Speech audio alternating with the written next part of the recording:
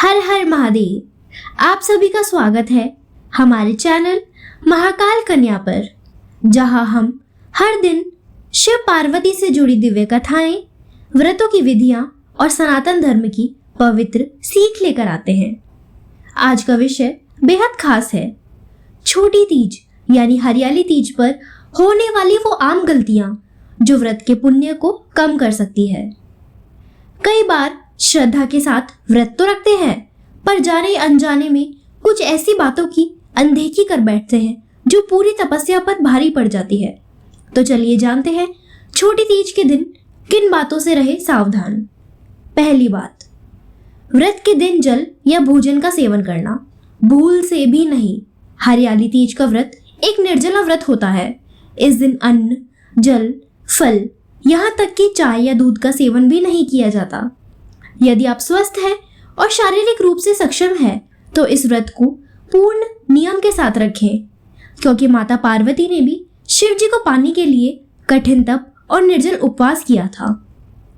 दूसरा उपाय, पूजा का सही नियम ना जानना बहुत बड़ी चूक।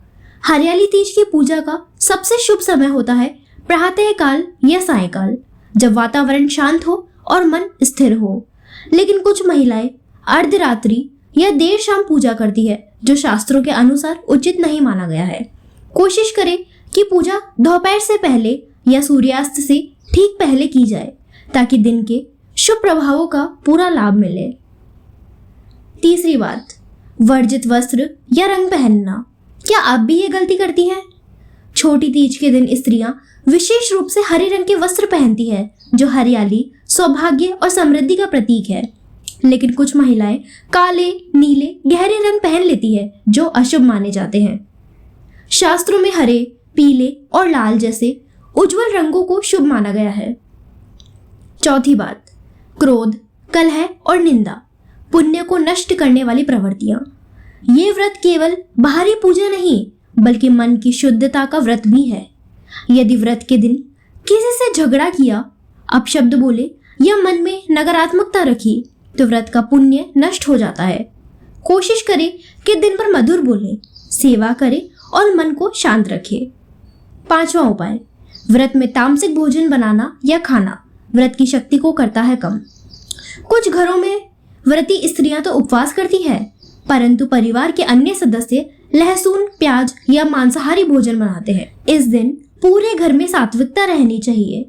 शुद्धता, सुवास और सकारात्मक ऊर्जा का वातावरण बनाए रखना अत्यंत आवश्यक है।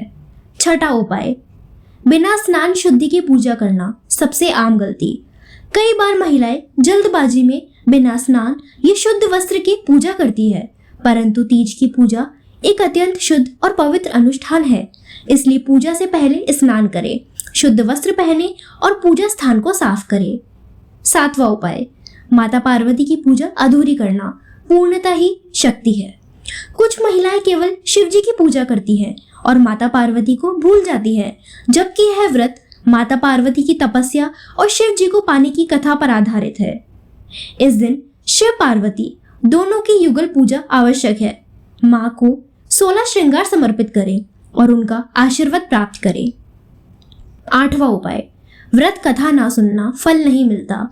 कुछ लोग पूजा तो करते हैं, पर व्रत की कथा नहीं सुनते। शास्त्र कहते हैं, व्रत बिना कथा के अधूरा है। कथा श्रवण के बिना उस दिन का पुण्य पूर्ण फल नहीं मिलता। इसलिए व्रत की मूल कथा अवश्य सुने और दूसरों को भी सुनाएं।